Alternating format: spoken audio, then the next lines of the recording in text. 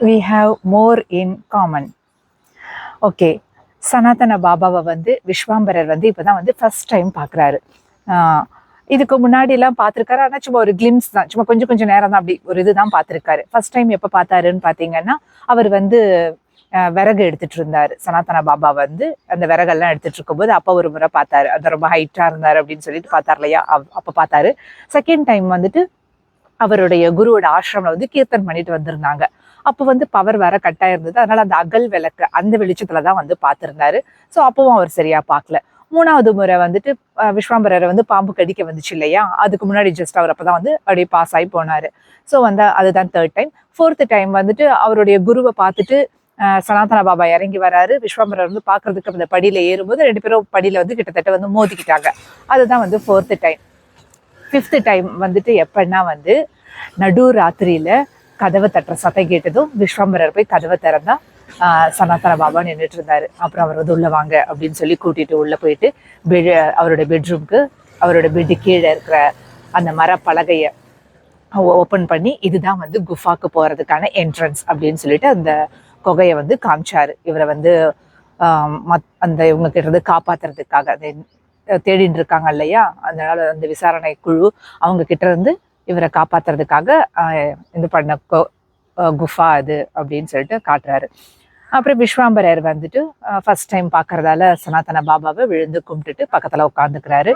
உட்காந்துட்டு தான் வந்துட்டு சனாதன பாபாவோடைய ஃபுல் இதையும் பார்க்குறாரு. அப்படியே வந்து அப்படியே பாடி, போலீஸ் பாடி ரொம்ப வெல் பில்டா இருக்கு, அப்படியே ஜைஜான்டிக்கா இருக்காரு அவரு.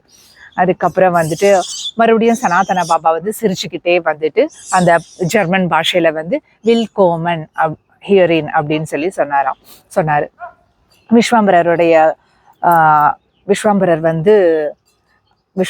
கண் வந்து சனாதன பாபாவுடைய கண்களை வந்து பார்த்தது. அப்போ வந்து சனாதன பாபாவுடைய கண்கள் வந்து ரொம்ப பெருசா இருந்தது. நார்மலா இருக்கிற சைஸை விட கொஞ்சம் பெருசா இருந்தது. அதுவும் வந்து எப்படி இருந்துச்சுன்னா வந்து ஆப்பிரிக்கால வந்து ஒரு மான் இருக்கும், அந்த மானோட விழிகள் மாதிரி இருந்துச்சு அப்படின்ட்டு ஃபீல் பண்றாரு.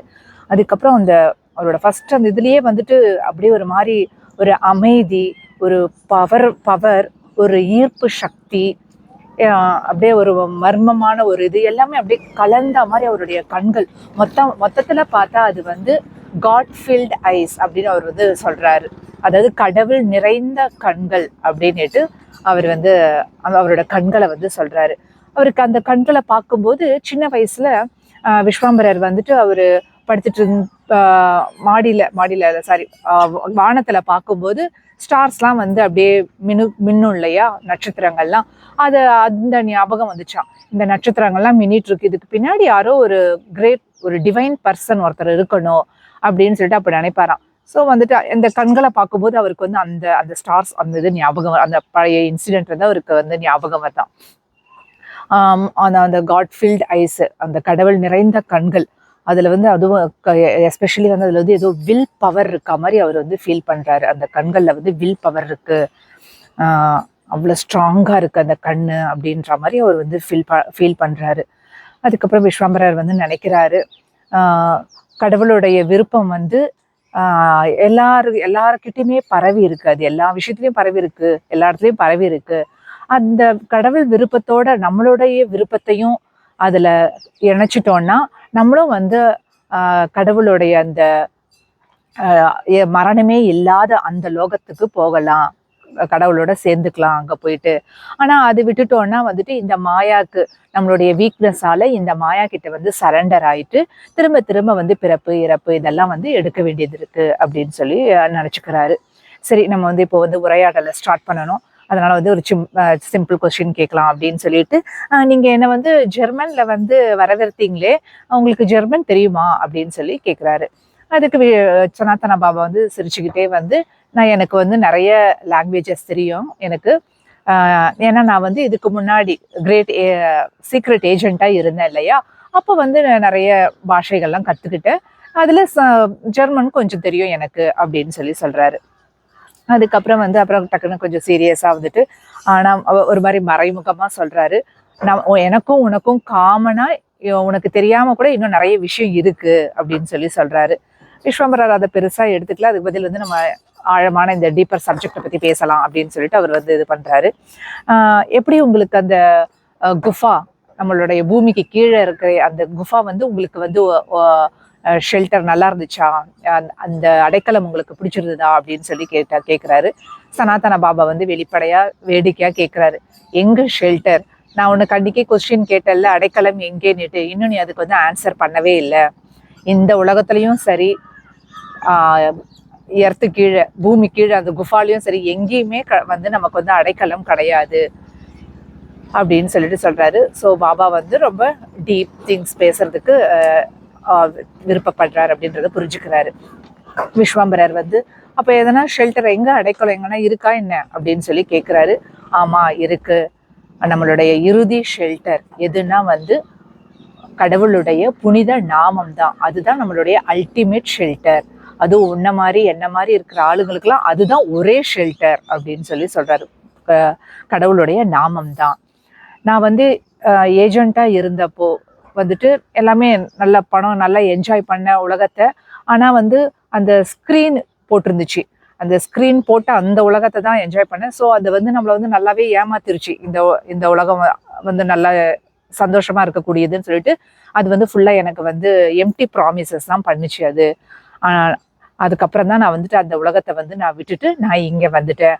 ஆனால் என்னுடைய துரதிருஷ்டம், நான் விட்டுட்டு வந்தாலும் அந்த உலகம் என்னை வந்து இப்போ வந்து திருத்திட்டு வருது அப்படின்னு சொல்லி சொல்றாரு. விஸ்வாம்பரர் வந்து ஆமா, என்னோட குரு கிட்ட இருந்து கூட நான் கேட்டிருந்தேன், இந்த மாதிரி வந்து அந்த உளவுத்துறை, இந்தியாவோட உளவுத்துறை வந்து உங்களை சர்ச் பண்ணிட்டு இருக்காங்களாமே, உங்களை தேடிட்டு இருக்காங்களாமே, உங்களை வந்து பழைய அந்த வேலையை எடுத்துக்கிட்டு விசாரணை நடத்த சொல்றாங்களாமே அப்படின்னு சொல்லி கேட்டிருந்தாரு. சனாதன பாபா வந்து அப்படியே கையை அசைச்சிட்டு, அதெல்லாம் சின்ன விஷயம், அது ஸ்மால் மேட்டர், அதெல்லாம் ஒரு பெரிய பிரச்சனையே கிடையாது. ரியல் ப்ராப்ளம் என்னன்னா என்னுடைய உலகம் உள்ளுக்குள்ள இருக்கு பார்த்தியா, என்னோட உலகம், அதுதான் எனக்கு ப்ராப்ளம். அந்த பழைய அட்டாச்மெண்ட்ஸ், ஆசைகள், அந்த பற்றுதல், அதெல்லாம் இருக்கு பார்த்தியா, அதுதான் என்னுடைய ப்ராப்ளமே, ரியல் ப்ராப்ளமே எனக்கு அதுதான். என்னோட ஹார்ட் வந்து எப்போ க்ளீன் ஆகும்னா, எப்போ வந்து அந்த கடவுள் வந்து பர்சனலா அவரே வந்து என்னோட ஹார்ட்டுக்குள்ள வந்து ரிசைட் பண்றாரோ, தங்குறாரோ, அப்பதான் வந்துட்டு அந்த அந்த அப்பதான் என்னோட ஹார்ட் வந்து க்ளீன் ஆகும், டிரான்ஸ்ஃபார்ம் ஆகும், மாறும். அது வந்து கோல்டு மாதிரி. ஆனா வந்துட்டு அந்த கோல்டோட வந்து சில மெட்டல்ஸ்லாம் வந்து கலந்துருக்கும் இல்லையா, அன்வான்ட் மெட்டல்ஸ், தேவையில்லாத சில இதெல்லாம் கலந்துருக்கும், காப்பர் அந்த மாதிரி எல்லாம். ஸோ அது ஜஸ்ட் நம்ம ஊதினாலோ இல்லை வந்துட்டு தண்ணி போட்டு வாஷ் பண்ணாலோலாம் அது போகாது. அதை அப்படியே கொண்டு போய் ஃபயர்ல போட்டு அப்படியே மெல்ட் பண்ணணும், உருக்கணும் அதை. அப்பதான் வந்து பியூர் தங்கம் கிடைக்கும். அதுதான் வந்துட்டு நான் அதனால தான் வந்துட்டு இந்த ஹோலி நேம், இந்த புனித நாமத்தை நான் பண்ணிட்டு இருக்கேன். நம்மளுடைய இதயம் வந்து பியூர் ஆகணும் அப்படின்னா இந்த ஹோலி நேமால தான் முடியும். அதனால அதை நான் பண்ணிட்டு இருக்கேன் அப்படின்னு சொல்லி சொல்றாரு. விஸ்வாம்பரருக்கு ரொம்ப இன்ட்ரெஸ்டிங்கா இருக்கு. பாபா வந்து ரொம்ப கிளியரா இருக்காரு, சாண்டிங் தான் அப்படின்னுட்டு. அதுக்கப்புறம் வந்து இன்னும் ஆனா வந்துட்டு அவர் வந்து அவருடைய அட்வான்ஸ்மெண்ட்டை வந்து அப்படியே மறைச்சுக்கிறாரு. இது இன்னும் கிளீன் ஆகணும், என்னோட ஹார்ட் வந்து இம்பியூரா இருக்கு அப்படின்ற மாதிரிலாம் சொல்றாரு இல்லையா. ஆனா வந்து அது வந்து இந்த மாதிரி வந்து உயர்ந்த பக்தர்கள்லாம் வந்து அவங்க தங்களை வந்து அப்படிதான் வந்து ரொம்ப ஹம்பிளா பணிவா வந்து அவங்க வந்து தங்களை மறைச்சுப்பாங்க. ஏன்னா இது வந்து நான் என் குரு கிட்டேயே நான் பார்த்துருக்கேன் அப்படின்னு சொல்லிட்டு விஸ்வாம்பரர் வந்து நினைச்சுக்கிறாரு. விஸ்வாம்பரர் வந்து அப்புறம் நினைக்கிறாரு, என்னுடைய இந்த சிதறி போன இந்த நம்பிக்கை இருக்கு இல்லையா, புனித நாமத்து மேல என்னோட பாதை, என்னோட ஸ்பிரிச்சுவல் பாத்துல எனக்கு வந்து ரொம்ப இதுவே இல்லாம இருந்துச்சு. இவர் தான் வந்து அதை வந்து எனக்கு திருப்பி கொடுக்க முடியும், மீட்டு கொடுக்க முடியும், எனக்கு மறுபடியும் ஃபெய்த்தை அப்படின்னு சொல்லிட்டு நினைக்கிறாரு. அதனால இன்னும் மேல அவரை வந்து கொஸ்டின் கேட்கறதுக்கு, அவர் வந்து இன்னும் நிறைய தெரிஞ்சுக்கிறதுக்கு அவர் வந்து ஆசைப்படுறாரு. அப்புறம் விஸ்வாம்பரர் வந்து சொல்றாரு, நான் அன்னைக்கு வந்து கேட்டேன், நீங்க நைட்டு இன்னைக்கு சான் பண்ணிட்டே இருந்தீங்க ஃபுல்லா அப்படின்னுட்டு. அப்போ அவருக்கு ஒரு மாதிரி ஆயிடுது. சனாதன பாபாவுக்கு அப்படியே ஒரு மாதிரி இதாகுது, அப்படியே மூஞ்சி சொல்லிச்சுக்கிறாரு. விஸ்வாம்பரர் இல்ல ப்ராப்ளமே இல்லை, நான் அதுக்கப்புறம் வந்துட்டு அடுத்த ரூம்ல போய் நல்லா தூங்கிட்டேன் நான். ஆனாலும் வந்து சொல்லுங்க, எப்படி வந்து பெட்டரா சான் பண்ணணும், எப்படி நல்லா சான் பண்றது சொல்லித்தாங்க அப்படின்னு சொல்றாரு. நல்ல கொஸ்டின் கேட்டேன். ஆனா வந்து இதை பத்தி வந்து நாளைக்கு ஈவினிங் பேசலாம், ஏன்னா இப்ப நான் வந்து திரும்ப போகணும் அப்படின்னு சொல்லிட்டு பாபா வந்து எந்திரிச்சு ஸ்லீப்பிங் ரூமுக்கு போகும்போது திரும்பி பார்த்துட்டு கேட்குறாரு. திரும்பிட்டு டார்ச் லைட் அடித்து சொல்கிறாரு, 2 பேர் வந்து உள்ளே வெயிட் பண்ணிட்டு இருக்காங்க, ஸோ நான் அவங்கள பார்க்க போகணும் அப்படின்னு சொல்லிட்டு போகிறாரு. அடுத்த நாள் வந்துருச்சு. அகெயின் விஸ்வாம்பரர் வந்து பார்க்குறாரு. பார்த்தா அவரோட சாண்டிங் வந்து ரொம்ப டீப்பாக நல்ல கான்சன்ட்ரேஷனோட போயிட்டுருக்கு. அப்படியே எஃபர்ட்லெஸ், ரொம்ப எளிதாக பண்ணிட்டார். ரொம்ப ஈஸியாக இருந்துச்சு பண்ணுறதுக்கு அவருக்கு சாண்டிங். எங்கேருந்து வந்துச்சு இந்த நம்மளோட ஃபெய்த்து, திரும்ப வந்துருச்சா, கிடச்சிருச்சா நமக்கு அப்படின்னு சொல்லிட்டு அவர் ஃபீல் பண்ணுறாரு. அதுக்கப்புறம் ஈவினிங்கில் வந்து கௌர கிருபா சுவாமி வந்து கௌர கிருபா அவருடைய குரு வந்து கேட்குறாரு, எவ்ரிதிங் ஓகே, எல்லாம் ஓகேவா அப்படின்னு சொல்லி கேட்குறாரு. விஸ்வாம்பரர் வந்து எல்லாமே சொல்கிறாரு. அவருடைய குரு ஃபர்ஸ்ட் மீட் பண்ணது, எல்லாம் பேசினது, அதெல்லாம் வந்து சொல்கிறாரு. கௌர கிருபா சுவாமிக்கு ரொம்ப சந்தோஷமாயிடுச்சு. வெரி குட் விஸ்வாம்பரா, நீ வந்து அவரை வந்து நல்லா வந்து பார்த்துக்கணும், நீ அவருக்கு நல்ல சேவை பண்ணணும், அவருக்கு வந்து சேவை பண்ணுறதுக்கு நீ வந்து ஒரு நல்ல ப்ரெசண்ட் கிஃப்ட் ஒன்று அவருக்கு நீ வாங்கிட்டு போ அப்படின்னு சொல்லிட்டு சொல்கிறாரு. நல்ல யூஸ்ஃபுல்லான ப்ரெசண்ட் கிஃப்ட் வாங்கிட்டு போ அப்படின்னு சொல்கிறாரு. Good present for him. அவருக்கு ஒரு நல்ல கிஃப்ட் நான் என்ன வாங்கிட்டு போக முடியும்?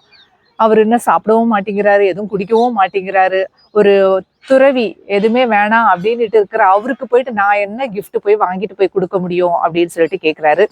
அதுக்கு சுவாமி வந்து அது வந்து நீ யோசிச்சுக்கோ, அது உன்னோட பிரச்சனை.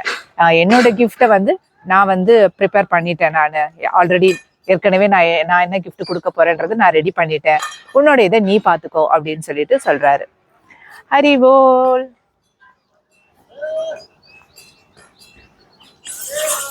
கோவிந்த குண்டல இருக்கும்.